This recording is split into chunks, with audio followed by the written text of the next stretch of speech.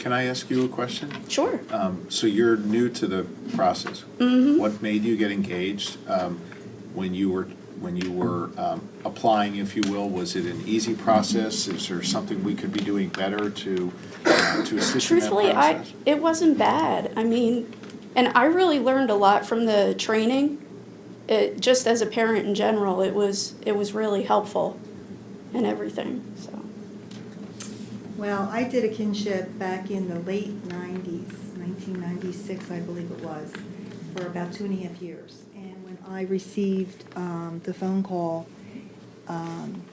it was from a previous marriage. I received a phone call from Children's Hospital that child was in need of care, that it was going to be placed. And I rushed down there, and I could not see at that time, and I had children of my own that were small, I couldn't see this baby just go to wherever in the world.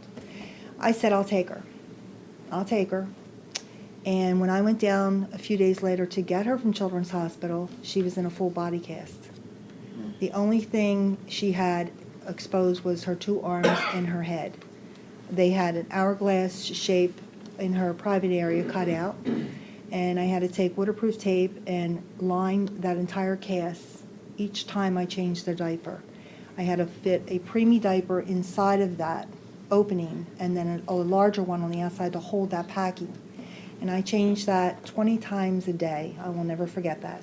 The child screamed in pain from the morphine that they had given her. She had a broken leg in several places, and her ankle, I believe, and they could not explain it. She was in the care of another grandmother. And it was a long process, and it got to the point where even the parents threw their hands up and didn't want the child. And I'm like, I didn't get into this to keep this child. I'm raising my own children. And I had to work with that mother to try to get her to understand the ramifications. This is your child. This child's going to be an adult someday. And I worked with her, and that child has graduated high school and moved on and has a job. She is now about 17, 18 years old, I guess, right now. I was divorced from that previous situation and remarried in 2009 to this lovely gentleman who was my coworker. And You just called a guy with a flat top lovely. yeah. Sorry, dude. Yeah. And shortly after getting married in 2009, I was home for other circumstances, and I said, we have this beautiful home, all these bedrooms and bathrooms, all this property, and it's in Collegeville. And I said, the kids are all grown. I have grandchildren that are, older. Why don't we do something? My mother was a foster child and did not have a picture of herself till she was 18.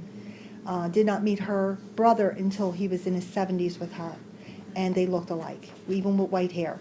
And it was a sad situation that I encountered that pushed me and asked him, can we do this? Would you mind if I did this? And since 2011, we've had a multitude of children come through our home, and 6 placements. I've worked with family members for that child to go back to an aunt and uncle, and she's prospered and grown, and the family dynamic is great. I've had children that have been actually placed for adoption. The twins that I had got placed into a forever home.